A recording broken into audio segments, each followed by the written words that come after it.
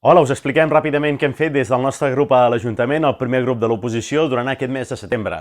Malauradament, s'han repetit els problemes a la hispano-igualadina. Passatgers que es queden sense poder viatjar, que es queden a la parada, que han d'esperar el següent autobús amb els maldecaps que això comporta per arribar a la feina o per arribar a la universitat, sobretot a les primeres hores del dia d'Igualada a Barcelona i després per tornar de Barcelona a Igualada. El nostre grup vam presentar una moció al ple de l'Ajuntament que ha quedat aprovada per unanimitat per demanar a la Generalitat que actuï i que acabi amb aquestes incidències a la hispano-igualadina. Una altra molt bona notícia i esperada. Han començat ja les obres dels 12 pisos públics que des d'Igualada Som-hi vam aconseguir impulsar amb un dels acords de pressupost amb el govern de la ciutat, tot fent política útil i política al servei de la gent. Es fan al carrer de Sant Carles. I aquest mes de setembre també ha sigut un mes amb molts actes al carrer.